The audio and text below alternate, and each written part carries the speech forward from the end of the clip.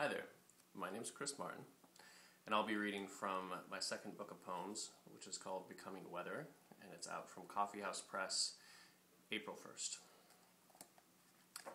The book consists of 3 long serial poems, and I'll be reading one poem from each section. The first long poem is called Disequilibrium, and all the poems in it hug the left margin, just like a normal poem does generally. This is number 1.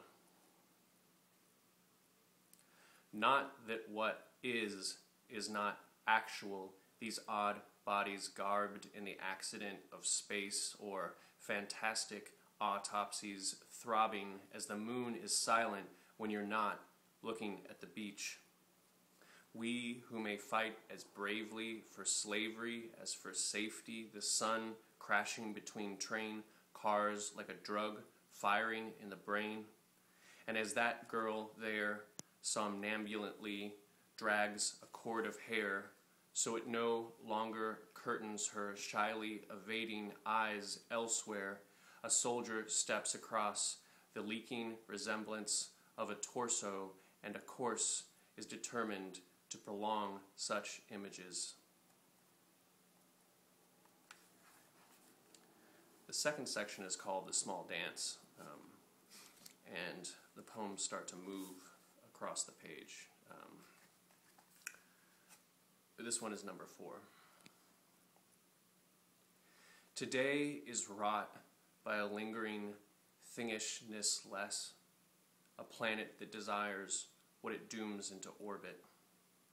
Today the trees are fraught with gossip about being and the selves who we are moving targets. It's said one's either poet or assassin, but we've grown conspiratorial, being both. The third section is called This False Peace, and the poems start to approximate a kind of prose. I thought of it as a kind of newspaper prose, but with, several perforations or interruptions or disruptions. And they don't have numbers or titles. I wanted to leave a testament to the real, to things verily happening above truth, punching voices, to always go sincere in the blur. So if it is already happening, it is already changing beneath vast shadows of dulled drunkards in uneasy amaze. People are more interesting than poems, but we need them to understand them. Terror is only another kind of error. There is too much choice, but there is never enough. Choosing a flock that perforates the sky into arrows. But what is an arrow if it is always moving? This is a year in the life of going to the movies. Is there a part of me that is a part of history? It is unimportant. And I'll end with the coda, which is called Being Of. Of course there are answers in the trees. Why else would they be there? The shapes are answers. Color is an answer. A hummingbird makes an answer of noise, speed. Glass answers slowly.